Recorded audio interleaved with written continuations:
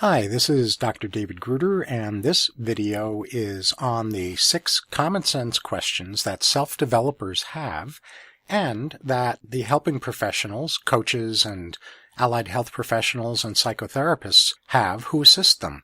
The way I'm going to word this is specifically for self-developers in the context of energy, psychology, self-help.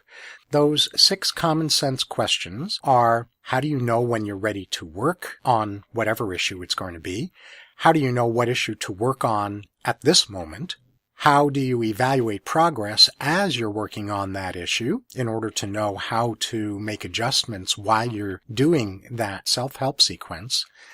How do you know when you're willing to succeed? Meaning, how do you know when you really have permission to have success with making the changes that you say you want to make, and most of you does, but maybe part of you doesn't yet? Then, how do you determine what the most useful method is to use for you with this issue? And you do one round of self-help with that method. And then that leads to, what do you do after you've done that round? How do you determine what to do next? And next as the entire self-help sequence unfolds, and how do you know when you're done? So let's now go into some more detail about each of these 6 common sense questions that self-developers have. Question number 1. How do I know when I'm truly ready to change, when I'm truly ready to work on something in myself? That's a question, of course, that most people have. You know, if we're really agitated and stressed out or uncentered or unbalanced, it's kind of hard to work on whatever issues that we're wanting to work on. Or make changes that we want to make. So how do we know when we're really ready to work on whatever issue it is that we're going to be working on right now? The second question is, what's the most useful change to focus on now? In other words, what's the most useful issue to address right now? The third question is, once I've selected the thing that I'm going to be working on, how will I be able to tell if I'm making progress as I'm doing that self-help sequence? The final arbiter of progress and results is real life, but we don't have that real life information yet when we're actually in the middle of doing a self-help sequence. So the question at this point is, how am I going to measure progress while I'm in the self-help sequence so I can determine how to unfold it in the best way possible? The fourth question is, how can I ensure that I have sufficient inner permission to succeed? What that means is that for most of us, if we're wanting to make a change, or if we're wanting to work on an issue, or if we're wanting to make progress around some baggage that we're carrying, or embedding some desired belief or some desired state or peak functioning or things like that, then if we want to do that, then by definition, there's part of us that really is giving us permission to succeed with moving in that direction. And yet, being human, oftentimes there are parts of us that aren't fully on board with making those changes yet, because maybe there are risks involved in making those changes, or maybe there are other kinds of internal objections to moving in the direction that we say, think, and believe we want to move in. So how do we ensure that before we actually start working on a specific issue that we've chosen to work on, that we really have permission to succeed? Because if we do have that kind of internal permission, then we're going to make easy and rapid and durable progress. And if we have internal blockages, internal objections to succeeding with working on this, then it's going to be like slogging through molasses. That's question 4. Question 5 is, what's the most useful method for making the change that I want to make, for working on the issue that I want to work on?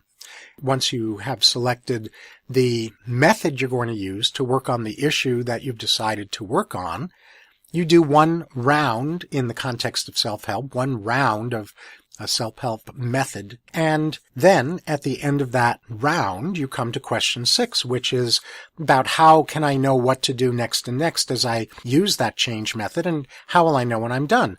In question number 6, what it is addressing is after I've done a round of step 5 of question number 5, around doing one round of working on the issue that I've chosen to work on using the method that I've chosen to use, I need to evaluate my progress, which is why we establish a progress evaluation method in the first place, and we get a baseline on that rating so that we know where we're starting, so that we have a basis for comparison to see how we're doing with each round of self-help sequencing as the process unfolds. And of course, how will I know when I'm done? So those are the 6 questions in a nutshell. And what that looks like pulled all together is, first of all, readiness to benefit, making sure you have inner grounding to support you in doing inner work on whatever it is that you're going to choose to work on at this time. Second, you're going to identify what you're going to work on, your treatment intention. You'll decide what to work on in this moment that, in the context of self-help, you can handle on your own, without a chaperone, without a facilitator, without a coach in front of you in that moment, or a therapist or allied health professional in front of you in that moment.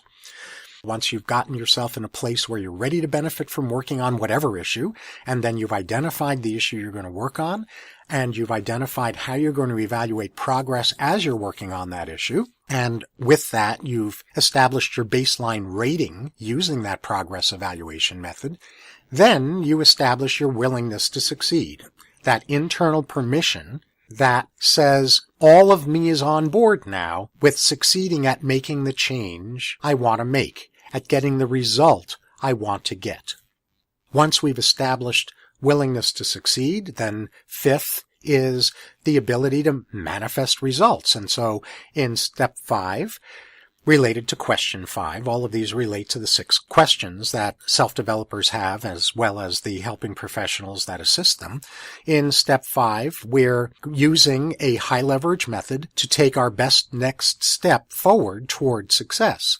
And so we're doing one round of whatever our selected self-help method is. And at the end of that round, we want to find out what results that round produced so we know what to do next after that. And that leads us to step 6. So after a round of step 5, we then move on to determine next step. Based on the results we got in step 5, we select what to do next as the self-help sequence unfolds, and then next, and then next, and then next, as it continues to unfold until we've gotten to where we want to get. Even though these should sound like common sense kinds of questions, the question arises, well, how did these questions come into focus? And they came into focus through a combination of my having studied the differences between what natural self-developers do intuitively, what successful deliberate self-developers do on purpose, and what unsuccessful deliberate self-developers don't seem to do quite as well. And combining that with what I learned about the shared common ingredients among the entire family of energy psychology methods. How that rolled was that I have 2 books that between them have won awards in the categories of health and wellness, mental health, psychology, and self-help. And it's in those books that I explore this whole phenomenon of natural developers, successful deliberate developers, and unsuccessful deliberate developers. The first of those books was Sensible Self-Help, the first roadmap for the healing journey, and the other was The New IQ, How Integrity Intelligence Serves You, Your Relationships, and Our World. So in this case, IQ stands for Integrity Quotient. When I superimposed on top of the things that I found about what successful deliberate self-developers did, and put on top of that the common ingredients that I found were shared among the family of energy psychology methods, these 6 questions emerged. Now, how did that all happen? Well, when I was serving as the founding president of the Association for Comprehensive Energy Psychology, one of the things I made a point to do was to be trained as much in as many of the members of the energy psychology family of methods that I hadn't been trained in prior to becoming the president of ACEP, as I had time for. And one of the side benefits of that was that I started to see that there were ingredients that each of the family members had in common in their treatment approach, even though those ingredients were named different things in each of those approaches, and sometimes they weren't even named explicitly, but they were woven into the approach anyway.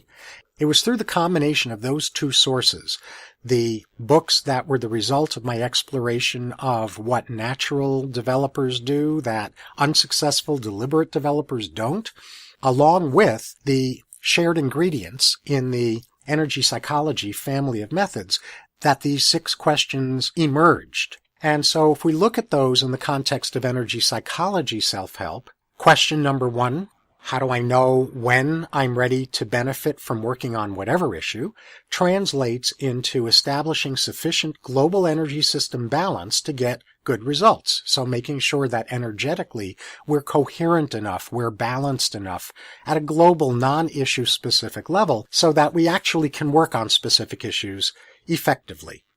Question number 2, what's the most useful issue to work on now? Translates into identifying the treatment intention, deciding what to work on now, in this moment, next, that you, in the context of self-help, can handle on your own, like I said earlier, without the immediate in this moment assistance of a facilitator, a coach, or an allied health professional or a psychotherapist. And then the third question, how do I evaluate progress as my self-help sequence is unfolding, involves selecting a progress evaluation method so that you can gauge your progress, and then immediately noting your starting place using that rating method so that you have a basis for comparison with what results you get as you move forward with the self-help sequence. Question number 4, how do I know when I have permission to succeed? Well, the willingness to succeed involves resolving inner objections that you might have to allowing progress on the issue that you've decided to work on or the change you've decided to make to occur. And in the energy psychology world, as you'll hear on the next video, that's referred to identifying and clearing psychological or psychoenergetic reversals.